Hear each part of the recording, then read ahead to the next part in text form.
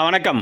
நம்ம பூமியில நைட்ரஜனை நிலைநிறுத்துறதுக்கு பயன்படுத்தும் முறைய பற்றி நம்ம இன்னைக்கு சிறிது விரிவா பார்க்கலாம்.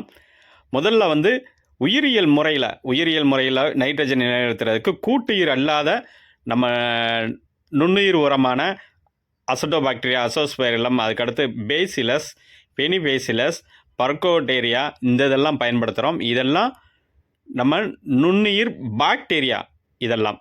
அதுக்கடுத்து அதாவது கூட்டுயிர் முறையில் மண்ணில் நிலைநிறுத்துறதுக்கு அதாவது தாவர வகைகளை பயன்படுத்துகிற முறையை பற்றி நாம் பார்ப்போம். அதில் 2 வகையான தாவரங்கள் இருக்குது. ஒன்று லெகும் தாவரங்கள், இன்னொன்று நான் லெகும் தாவரங்கள். லெகும் தாவரங்கள்னால் மண்ணில் வேர் முடிச்சுகள் மூலமாக, அதாவது ரைசோபியம் வேர் முடிச்சுன்னா அந்த ரைசோபியம் வழியாக தாவரங்களில் நைட்ரஜனை நிலைநிறுத்துறதுக்கு பயன்படுத்தும் முறைதான். அது என்னென்ன தாவரம் அப்படின்னு நம்ம பார்த்துருவோம். அதில் பட்டாணி குடும்பத்தை சேர்ந்தது, கடலை குடும்பம், கடலை, அவிரி, மொச்சை, தட்டைப்பயிறு, பச்சைப்பயிறு, உளுந்து, அகத்தி, சுண்டல், கொள்ளு, துவரை குடும்பத்தை சேர்ந்தது. அதுக்கடுத்து அவரை குடும்பத்தை சேர்ந்தது, வெண்டை, பீன்ஸ் குடும்பத்தை சேர்ந்தது, கிளரிச்சீடியா மர வகைகளில் கிளரிச்சீடியா, அரப்பு மரம், அதுபோக சில வகையான புளிய மரம் கூட இதெல்லாம் லெகும் வகை குடும்பத்தை சேர்ந்தது. அதாவது வேர் முடிச்சுகள் வழியாக பூமியில் நைட்ரஜனை நிலைநிறுத்தும் தாவரங்கள் இதெல்லாம். அதுக்கடுத்து நான் லெகும் தாவரங்கள்னு பார்த்தோம்னா என்னெல்லாம் இருக்குன்னா, அதாவது வேரில் வேர் முடிச்சு இல்லாத தாவரங்கள் எதுன்னு பார்த்தோம்னா சோள வகைகள், கரும்பு வகைகள், நெல் வகைகள், கோதுமை வகைகள், கடுகு, அதுக்கடுத்து களைச்செடி, நிறைய களைச்செடி இருக்குது. அதாவது இதெல்லாம் நான் ஊரில் போய் உங்களுக்கு ஃபோட்டோ வீடியோவோடு இணைக்கிறது ரொம்ப சிறப்பாக இருக்கும்னு நினைக்கிறேன். அதில் ஒரு வகையான களைச்செடியை மட்டும் நான் சொல்கிறேன். நம்ம மருத்துவ பயன்பாடுக்கு நம்ம பயன்படுத்துகிற சங்குப்பூன்னு சொல்லுவோம்ல, அந்த சங்குப்பூ செடி கூட அதனுடைய இலைகள் கூட அதனுடைய வேர்கள் கூட நைட்ரஜனை நிலைநிறுத்தும் தாவர வகைகள். நிறைய களைச்செடியில் இது ஒன்று. அதுக்கடுத்து புல்லு வகைகள்லாம் நிறைய சொல்லலாம். அதனால் நம்ம களைக்கொல்லியை பயன்படுத்துகிறது பூமியில் நைட்ரஜன் நிலைநிறுத்துறதுக்கு நம்மளாம் வழிவகுக்கிறது. அதனால் பெரும்பாலும் களை எடுத்து அந்த களைச்செடியை அப்படியே மண்ணில் மக்க விடும்போது நம்ம பூமியில் நைட்ரஜனை நிலைநிறுத்துறதுக்கு நம்மளே ஒரு உதாரணமாக. இதேமாரி சோள வகைகள்னு சொல்லும்போது, அதாவது ஒவ்வொரு பகுதியிலும் ஒவ்வொரு வகையான நைட்ரஜனை நிலைநிறுத்தும் பயிர் வகைகள், அதாவது களைச்செடிகள், பயிர் வகைகள் நிறைய இருக்குது. இப்போ எங்கள் ஏரியாவில் மானாவாரி நிலங்களில் அதிகமாக மானாவாரி சோளம் பயிர் செய்வோம். இதெல்லாம் நைட்ரஜனை நிலைநிறுத்துறதுக்கு பயன்படுத்தும் ஒரு பழைய வகையான முறை. அதாவது நிலமும் கெட்டுப்போகாது, அதே நேரம் வருமானமும் கிடைக்கிற வகை அந்த இது. அதுக்கடுத்து கூட்டுயிர் முறையில் என்னென்ன, அதாவது நுண்ணுயிர் உரங்கள் எப்படி பயன்படுத்தணும் அப்படின்னு முழு விளக்கம் அடுத்தடுத்த பதிவில் நம்ம முழுசாக பார்க்கலாம். நைட்ரஜனை நேரடியாக தாவரங்கள் எடுத்துக்கிறாது. நைட்ரஜனை அம்மோனியாவை மாறி அது நைட்ரோஜெனிக்ஸ் அப்படின்னு மாற்றின பிறகு அது தாவரங்கள் எடுத்துக்கிறோம்.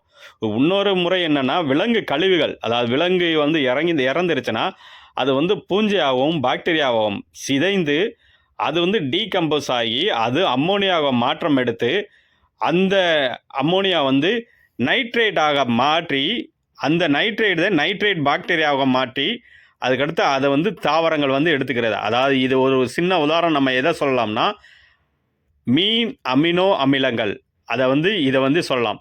இது ஏன் பூமியில் நைட்ரஜன் நிலைநிறுத்துற பயன்படுத்துகிறோம், மீன் அமிலத்தில் நைட்ரஜன் இருக்குது அப்படின்னு சொல்கிறோம்ல, அதற்கு காரணம் என்னென்னா இதுதான். அம்மோனியாவை மாற்றின பிறகு நைட்ரேட் ஆகும், அதுக்கடுத்து நைட்ரோ பாக்டீரியாவும் மாறி அதுக்கடுத்து தாவரங்கள் எடுத்துக்கிறது. இதுதான் முறை. டீநைட்ரிஃபிகேஷன்னா என்னென்னா, மண்ணில் உள்ள நைட்ரேட்டுகளை நைட்ரஜனாக மாற்றுறதுக்கு பயன்படுத்துகிறது டீநைட்ரிஃபிகேஷன். அது என்னென்ன பாக்டீரியா பயன்படுத்துகிறோம்னா, சூடோமோனாஸ், பேசிலஸ், இதெல்லாம் நைட்ரேட்டுகளை நைட்ரஜனாக மாற்றுறதுக்கு பயன்படுத்தக்கூடிய பாக்டீரியாக்கள். ஒளிச்சேர்க்கை வழியாக நம்ம நைட்ரஜனை, அதாவது பூமியில் நிலைநிறுத்துறதுக்கு பயன்படுத்தும் பாக்டீரியா அப்படி என்னன்னு பார்த்தோம்னா, ரோடோஸ்பைரிலம், அதேமாதிரி ரோடோசூடோமோனாஸ், குரோமோடியம், இந்த 3 வகையான பாக்டீரியாக்கள் ஒளிச்சேர்க்கை, அதாவது இலை வழியாக கொடுக்கும்போது ஒளிச்சேர்க்கை வழியாகவே பூமியில் நைட்ரஜனை நிலைநிறுத்துறதுக்கு, இலைகளை நிலைநிறுத்துறதுக்கு பயன்படுத்தும் பாக்டீரியா வகைகள். நம்ம இடி, மின்னல், இந்த மழை, இந்த 3 வழியாக வந்து இடி, மின்னல் வழியாக வந்து நைட்ரேட்டுகளை செடிகளுக்கு எடுத்து கொண்டு வந்து மண்ணில் வந்து கொடுக்குது. அப்படி கொடுக்கும்போது தான் செடி அதிகமாக வந்து அதாவது பூமியில் வந்து நைட்ரஜன் வந்து கிடைக்கிது. இது ஒரு ஈஸியான முறை. இடி, மின்னல் வழியாகவே நைட்ரேட் வந்து கிடைக்கிது. அந்த லெகும் தாவரங்களில் வேர் முடிச்சுகளில் வந்து எப்படி இருக்கும், எப்படி உருவாக்கியிருக்கும் பார்த்தோம்னா, மண்ணில் உள்ள ரைசோபியத்தை, மண்ணில் ஏற்கனவே ரைசோபியம் இருக்கும், அந்த ரைசோபியத்தை வேர் முடிச்சுகள், வேர்கள் புரதத்தோல் வழியாக வேரின் உள்ளே சென்று முடிச்சுகளாக உருவாகி, வேர் முடிச்சுகளிலிருந்து பாக்டீரியா பெருகி பெருகி அது முடிச்சு வந்து பெருசாக மாறி, அது வந்து பாக்டீரியா பெருசாக மாறி அது வந்து நைட்ரோஜெனிக்ஸ் மாற்றி அதுக்கடுத்து செடி வந்து அதுவும் பூக்கிற டயத்தில் மட்டும் அதாவது ரொட்டவேட்டரை கொண்டு உழவு செய்தால் மட்டும்தான் மண்ணில் வந்து நைட்ரஜன் நிலைநிறுத்தும். பூக்காமல் நல்லா செடி வந்து முதிர்ச்சி அடைஞ்சிருச்சுன்னா அதுக்கடுத்து அந்த நைட்ரஜன் வந்து சிதைந்து நைட்ரோஜெனிக்ஸ் வந்து சிதைந்துடும். அந்த நைட்ரோஜெனிக்ஸ் தான் எப்படி உருவாகுதுன்னு ஏற்கனவே நம்ம பார்த்துருந்தோம். நைட்ரஜனை அம்மோனியாக மாற்ற பயன்படுத்துகிறது அந்த நைட்ரோஜெனிக்ஸ். அம்மோனியா மண்ணில் வந்து இருக்கிறத வந்து அம்மோனியா அயனியாக தான் தாவரங்கள் வந்து நன்றாக எடுத்துக்கொண்டு நன்றாக அதிகமாக வந்து வளர்ச்சி வந்து கிடைக்கும். அதே மாதிரி அசோலா வகைகளும் பூமியில் அதாவது நைட்ரஜனை நிலைநிறுத்துறதுக்கு முக்கியமாக வந்து இங்கே பயன்படுகிறது. ஏற்கனவே நம்ம கடல் பாசிகளை பற்றி பார்த்துருந்தோம். கடல் பாசிகள் பூமியில் நைட்ரஜனை நிலைநிறுத்துறதுக்கு பயன்படுத்தும் முக்கியமான பாசி வகைகளும் அது ஒன்று. அதே மாதிரி தான் இந்த நம்ம அசோலா வகைகளும் பூமியில் நைட்ரஜன் நிலைநிறுத்துறதுக்கு பயன்படுத்துகிற பயிர். இது வந்து நெல் வயலில் நம்ம நெல் விவசாயம் பண்ணிகிட்டு இருக்கும்போது களை எடுக்கிற முன்னாடி இந்த அசோலாவை தூவிட்டோம்னா ஏற்கனவே நெல்லோட வேரில் வந்து நான் லெக்யூம் தாவர வகைகளில் நெல் வேர்லேயும் அந்த நைட்ரஜனை நிலைநிறுத்தக்கூடிய பண்பு வந்து அதில் இருக்குது.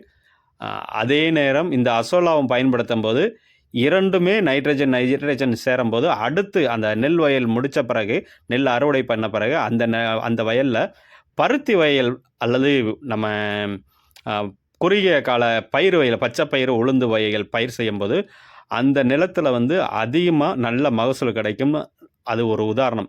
இதை நம்ம பண்டைய காலத்து மக்கள் வந்து சொல்லுவோம், நம்ம பயிர் சுழற்சி முறையில் பண்ணும்போது வந்து நல்ல மகசூல் கிடைக்கும் அப்படின்னு சொல்லுவோம். அது எதற்காகனா பருத்திக்கு அதிகமாக வந்து நைட்ரஜன் வந்து தேவை. நம்ம செயற்கை விவசாயம் பண்ணுறவங்க பார்த்திங்கன்னா பருத்திக்கு அதிகமாக வந்து நைட்ரஜன் யூரியாவை தான் பயன்படுத்துவாங்க. அதுக்கடுத்து